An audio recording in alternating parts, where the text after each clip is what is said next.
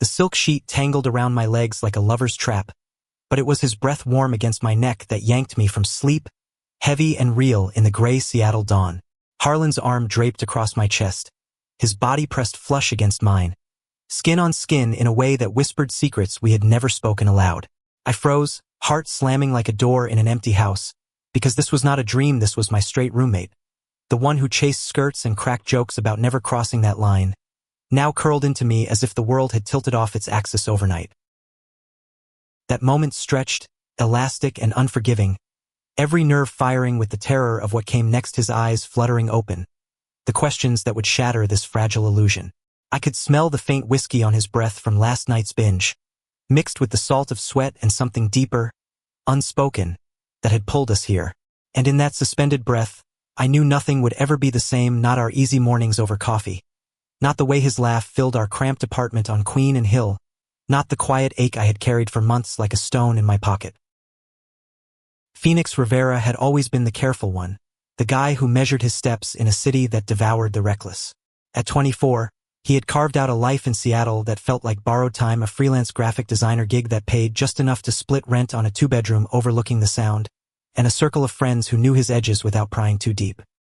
He was olive-skinned from his Mexican-American roots, with wavy black hair that he let grow just long enough to hide the worry lines on his forehead, and hazel eyes that caught the rain-slicked streets like prisms. Growing up in a sprawling suburb outside Portland, Phoenix had learned early to fold his desires inward, to smile through family dinners where his dad's war stories drowned out any talk of boys who lingered too long in his gaze. Harlan Whitaker crashed into that world 2 years ago, a transplant from Boise with a pickup truck's worth of optimism and a grin that could disarm a room. 25, broad-shouldered from summers baling hay on his family's ranch, with sun-bleached blonde hair cropped short and blue eyes that crinkled at the corners like he was always on the verge of a punchline. He was straight as the Idaho Panhandle, or so he claimed, with a string of girlfriends who came and went like season's flings that left lipstick stains on his collars and stories Phoenix pretended not to envy. They met through a Craigslist ad, Phoenix needing a roommate after his last one bailed for Silicon Valley, Harlan fresh off a breakup and short on cash after landing a barista job at a hipster spot in Capitol Hill. The apartment became their accidental haven, a third-floor walk-up with creaky floors and windows that fogged in winter.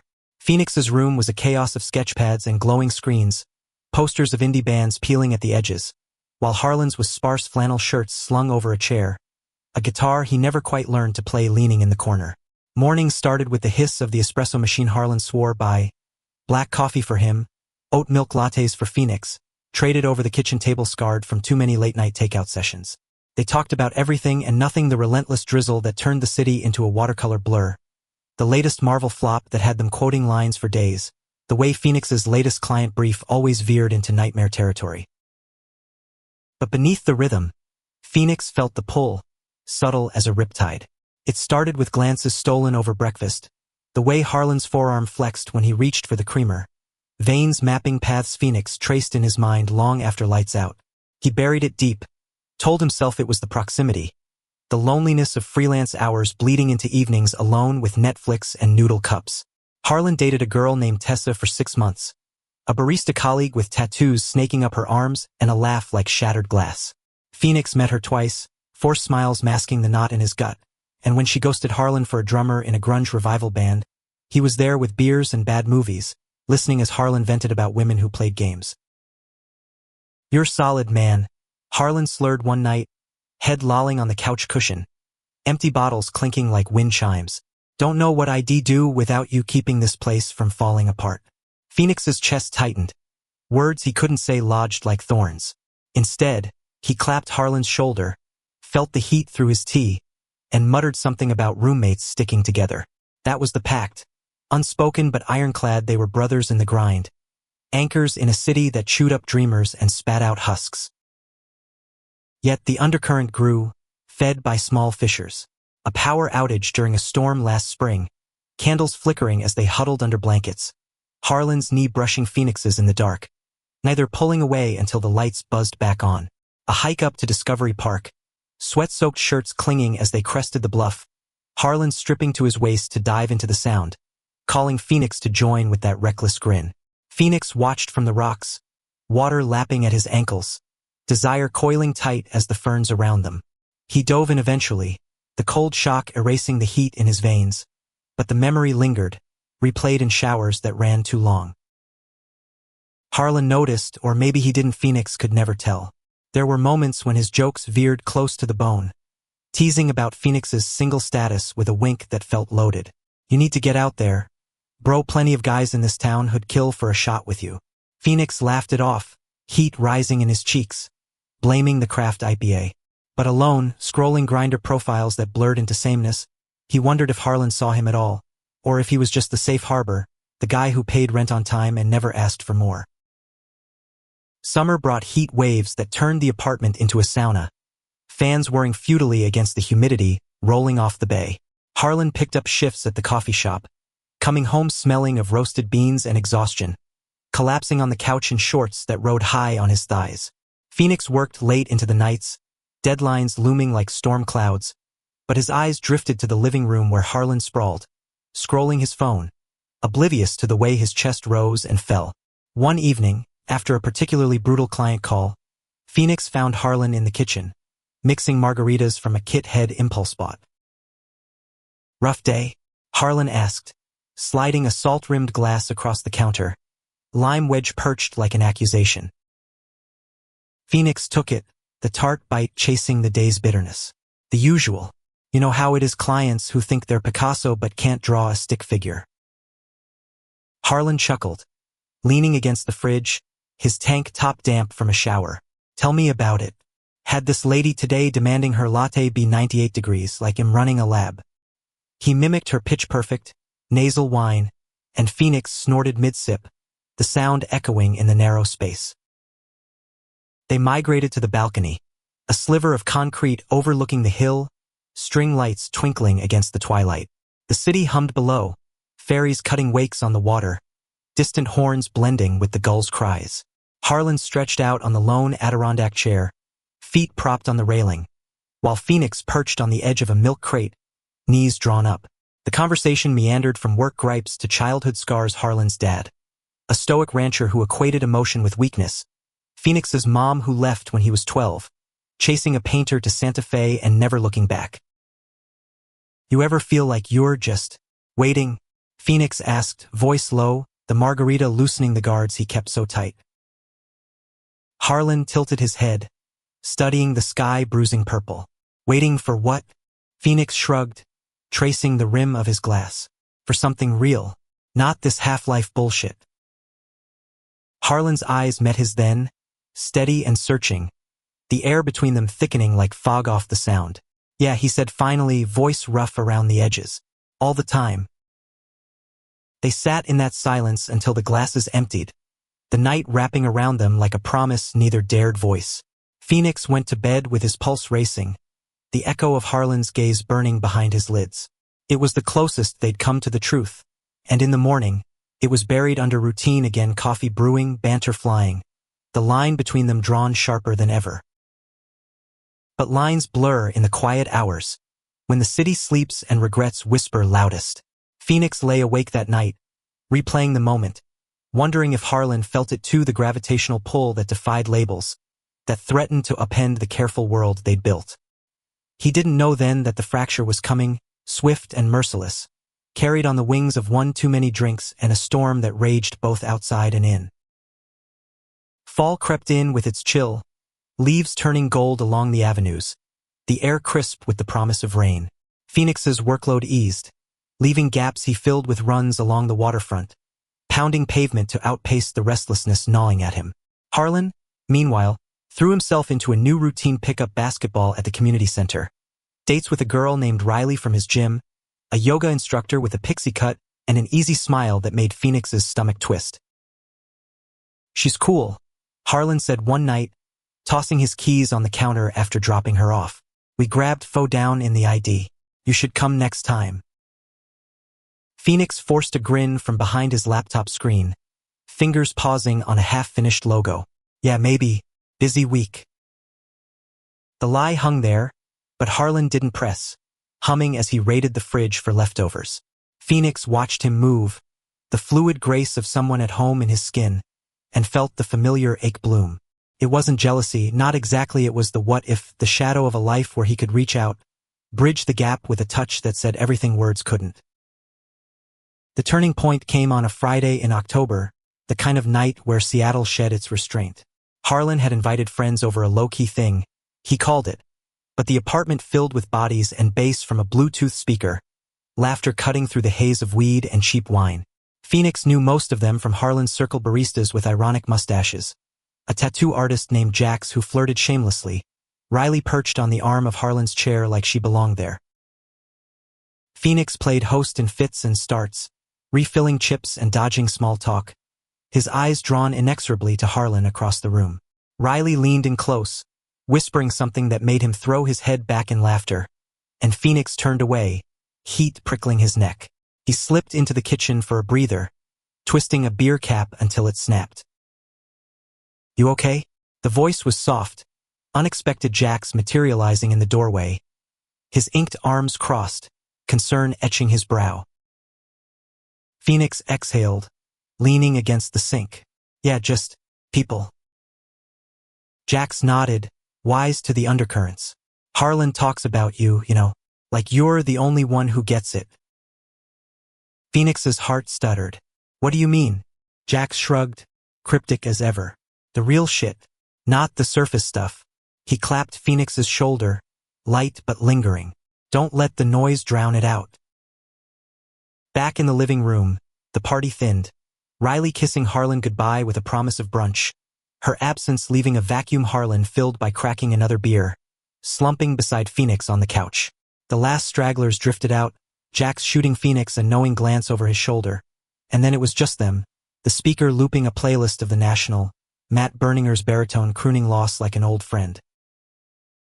"That was fun," Harlan said, but his voice lacked conviction, eyes distant as he nursed his drink. Phoenix nodded, the alcohol buzzing warm in his veins. "Yeah, Riley seems nice." Harlan snorted, setting the bottle down with a clink. "She's uncomplicated, which is great, I guess." He rubbed his jaw, stubble rasping. "But uncomplicated ain't always what you need." The words landed heavy, charged. Phoenix turned, their knees brushing, the contact electric in the dim lamplight. "What do you need, then?" Harlan met his gaze, unflinching, the blue of his eyes stormy.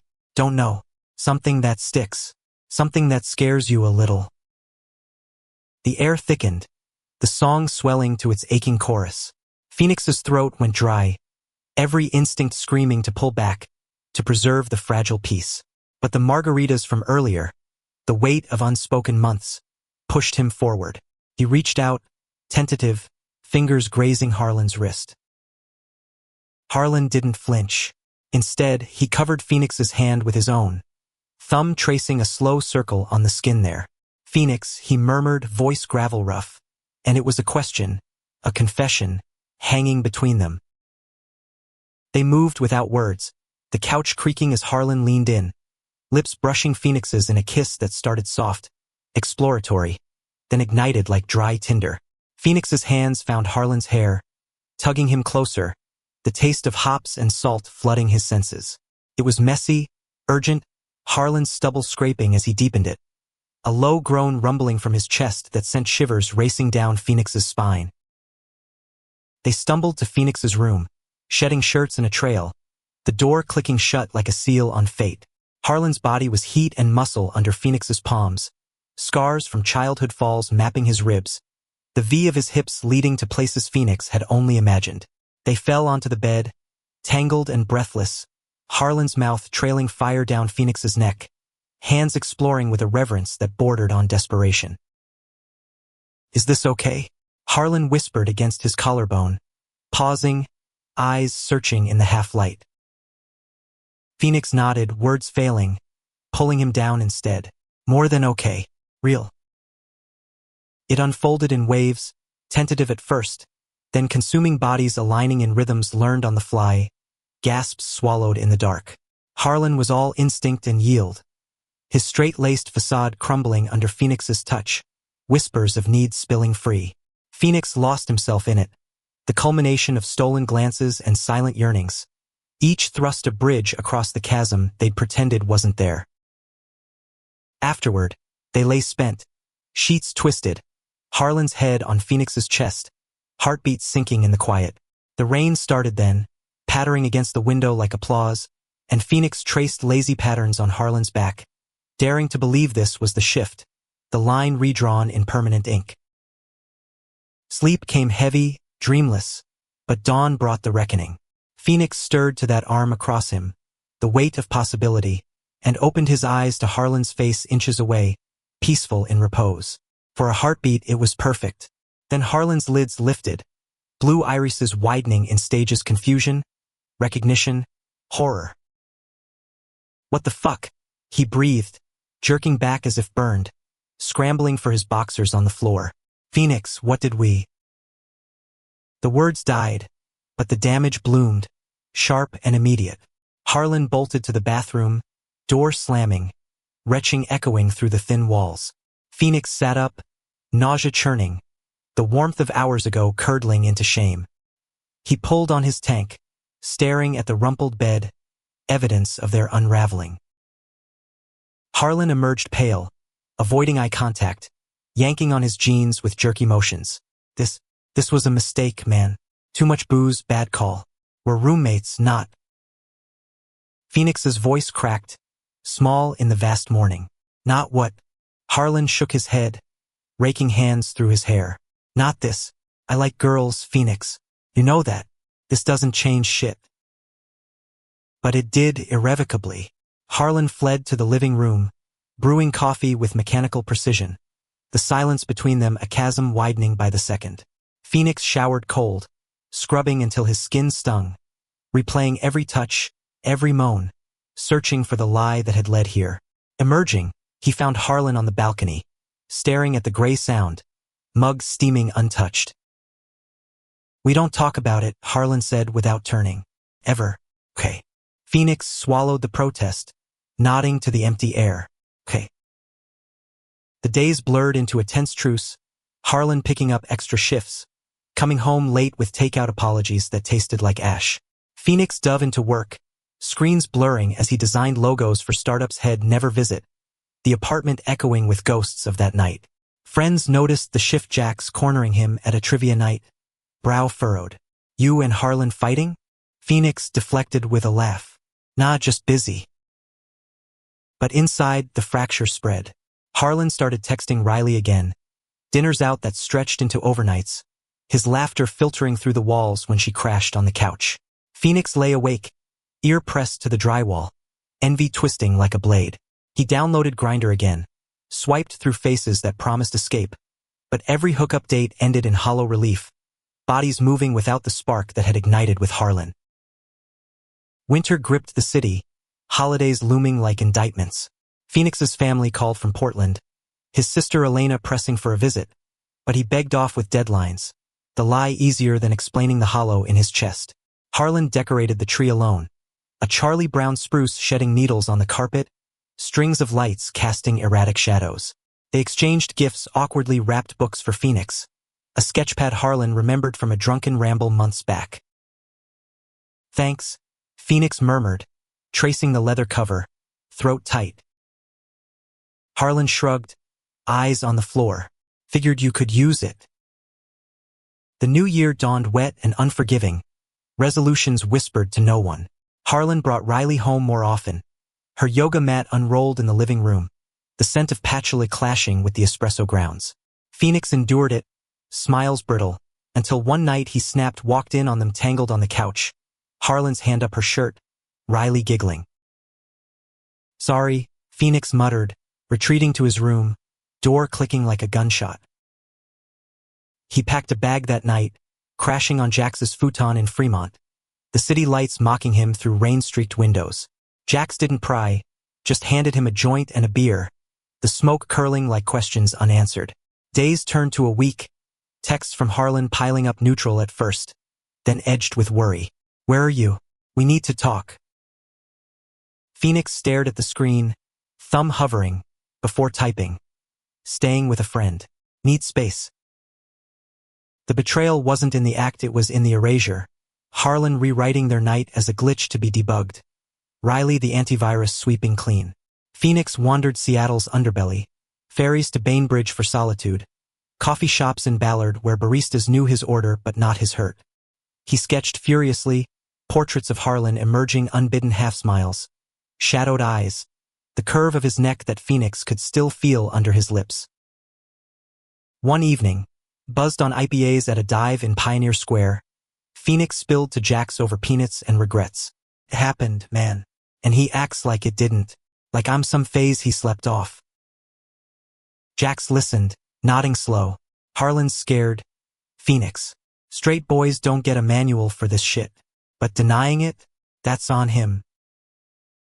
Phoenix woke the next morning with a resolve, hangover pounding, to confront the wreckage. He returned to the apartment, key turning like a confession. Harlan waiting in the kitchen, Riley gone, his face gaunt under the fluorescence. You left, Harlan said, voice flat. Thought you bailed for good. Phoenix dropped his bag, arms crossing like armor. Needed air. From this. Denial. Harlan's jaw tightened, eyes flashing. It was a mistake, Phoenix. I panicked. Okay? But we're good now. Riley and me, it's solid. The words landed like punches, each one bruising deeper. Phoenix laughed, bitter and broken. Solid? You kissed me like you were drowning, Harlan. Touched me like I was the only thing keeping you afloat. And now it's solid with her? Harlan recoiled, hands fisting at his sides. That was drunk talk. Drunk everything. I'm not. I can't be what you want. The room spun, Phoenix's vision blurring with unshed tears. What I want.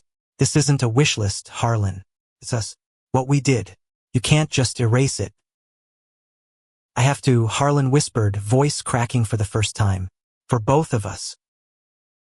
Phoenix stormed out then, into the relentless rain, streets slick with neon reflections. He walked for hours, soaked to the bone, the city's pulse mocking his fragmentation. Back at Jax's, he curled into the futon, sobs racking silent, the healing feeling miles away, a horizon swallowed by storm clouds. Spring thawed the ice, but not the chill between them. Phoenix moved out officially, subletting a studio in Belltown, closer to freelance hubs but worlds from the hilltop haven. The split rent check arrived like clockwork, Harlan attaching notes that grew shorter. Hope you're good. Miss our coffees. Phoenix deleted them unread, channeling the ache into art commissions that paid better. His portfolio swelling with raw-edged illustrations of fractured men under city skies. Dates came sporadically, an architect named Theo with kind eyes and steady hands. But Phoenix pulled back at the first hint of depth, scars too fresh to scar again. Harlan, meanwhile, doubled down on normalcy, Riley moving in. Their Instagram a curated reel of hikes and brunches, her hand always in his. But Phoenix heard whispers through Mutual's late-night calls from Elena, who knew a bartender who knew Jax. Harlan's drinking heavier, arguments spilling into the hall, Riley packing bags after a blowout over nothing and everything. One April afternoon, Phoenix's buzzer sang, Harlan standing there drenched from a sudden squall. No umbrella, eyes red-rimmed. Can we talk? Just once. Against his better judgment, Phoenix let him in, the studio cramped with canvases and takeout boxes. Harlan paced, words tumbling. Riley's gone. For good this time. Said him not all in, that him somewhere else. Phoenix leaned against the counter, arms folded. And where were you, Harlan? Harlan stopped, facing him, the distance between them a live wire. With you. In my head, every fucking night. That morning, I freaked because it felt right too right. Like I'd been lying to myself my whole life. Phoenix exhaled, the confession a bomb and a blade. Then why the hell did you push me away? Fear, Harlan admitted, voice raw. Dad would have disowned me. The guys from back home. Fuck the whole world. But losing you? That's worse. I love you, Phoenix. Not as a roommate. This. The words hung, electric, Phoenix's heart fracturing open. He stepped forward, tentative, Harlan's hand meeting his halfway, fingers lacing like puzzle pieces long separated. Their kiss was slow, deliberate, tasting of rain and redemption. No alcohol to blame, just truth laid bare. They rebuilt from the ruins, tentative dates in hidden corners of the city, hole in the wall to carry us in the central district, sunset walks along Alki Beach where Harlan held his hand without glancing over his shoulder. Phoenix introduced him to his world, pride flags fluttering from balconies, queer open mics where laughter drowned doubt. Harlan stumbled, questions spilling in the dark, what does this make me? But Phoenix was patient, mapping the journey with sketches and stories, their bodies relearning trust in tangled sheets. Challenges came, as they do, Harlan fielding calls from Boise, his mother's voice laced with confusion, Phoenix navigating family dinners where Alina's knowing grin bridged the gaps. But in the quiet, they found footing, Harlan's guitar finally strummed to melodies they wrote together, lyrics of awakening and ache. One summer eve, atop the Space Needle with the city sprawling gold below, Harlan dropped to one knee, not with a ring but a promise etched on a silver chain, a pendant of intertwined roots, sturdy and deep. Marry me? Someday. When you're ready. Phoenix pulled him up, kissing him fierce against the sunset, tears salting the joy. Someday's here, he whispered. We're already home. In the end, it wasn't perfection, but humanity raw and reaching. Two men who bent but didn't break, weaving love from the threads of betrayal and bloom. Seattle spun on, rain to rainbows, their story a quiet testament to the lines we redraw, the hearts we heal, one unspoken dawn at a time.